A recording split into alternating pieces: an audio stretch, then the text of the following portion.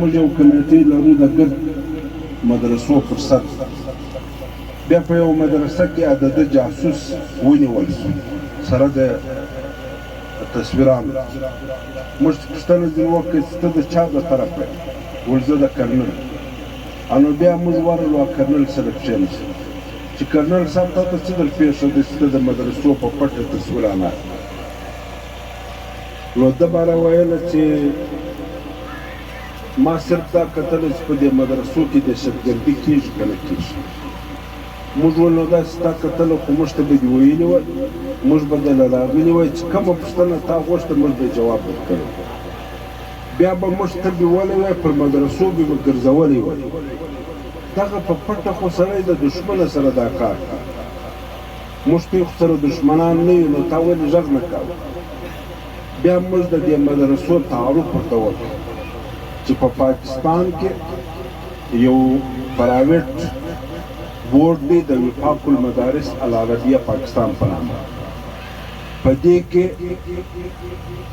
26,000 مدرسې دي، 28 لکه طالبان دي په دا مدرسو کې. نو موږ دا ورته وویل چې د چمن مدرسې او د ملتان د مدرسې هېڅ فرق نشته، ځکه دا په یوه دایره کې کار سره کوي. نو ته دا یې وکړه، کرنل صاحب ته موږ چیلنج ورکړ چې ته په دې تاڼو کې ریکارډ راواخله، د یوې مدرسې خلاف که تا د 302 مقدمه د قتل مقدمه ثابته کړه، بیا ستا مجلس صحیح دی. که دې د غلاو د ډاکې چې د مدرسې طالبان راوځي پر روډو د خلکو څخه سکوټران اخلي، که دې دا مقدمه ثابته کړه، بیا ستا مجلس صحیح دی. که دې په دې معاشره کې د شر او د فساد مقدمه په دې تاڼه کې پیدا کړله د مدرسې خلاف، بیا ستا مجلس صحیح دی. او که دا نه وله، نو بیا ته په دې پوه شه چې د دې وطن د امن ادارې دغه مدرسې دي، د دې وطن د مشرانو د قدر کولو والا دغه مدرسو والا دي، د دې وطن په خوشحالي او په غم کې د حصه اخیستلو والا دغه مدرسو والا دي، د دې ملک د قوانینو د احترام والا هم دغه مدرسو والا دي.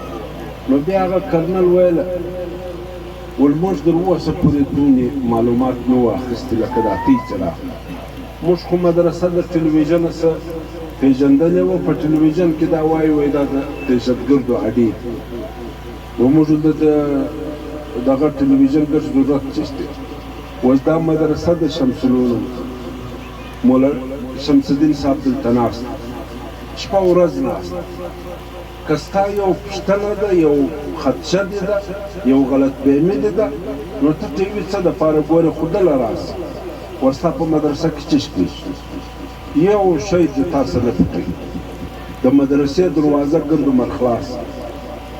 نو لہذا په دغه حواله باندې دوه شیان ډېر ضروري دي. یو شی دا چې تی دا مدرسې سره کومې غلط فهمي یو چا خطا ایستلی یاست، یا په ټلویزیون کې غلط خبرې پسې وي، په هغه پسې مه ځئ. هغه په پښتو کې وایي که یو سړي درته وویل چې غوږ د سپي ویوړ، نو ته به په سپي پسې ځغلې، که به اول خپل غوږ ګورې. که چا تا ته یو خبره کړې ده چې دا مدرسه په دې کې دا کېږي، دا تاوان دی، دا ته راسه هغه تاوان وګوره، دلته شته که نشته. کولو بېشک اول د واره زه دې ملګری یم. د حافظ محمد یوسف په نامه هغه سړی دې ما ته ټلیفون راوکړي، زه د چمنه سره راځم، پر څنګ یې درېږم. ځکه مدرسه خو موږ د دې لپاره نه ده جوړه کړې چې خلکو ته تکلیف شي، او که نه وله نو بیا په سپي پسې مه ځغله، غوږ د یادې موجوده ده. بیا د په سپي پسې ځغستا څه ضرورت چې پر هغه چوک پر هغه چوک د مدرسې غیبت، دا بیا مه کوه. نو یوه خبره دا ده چې د الله سره نن فیصله وکړه، د دغه نعمت شکر ادا کړه. الله وایي که زما در کړي نعمت شکر ادا کړه، زه دا نور در زیاتوم. که دې شکر نه کړې ادا، دردناک عذاب در باندې راولم.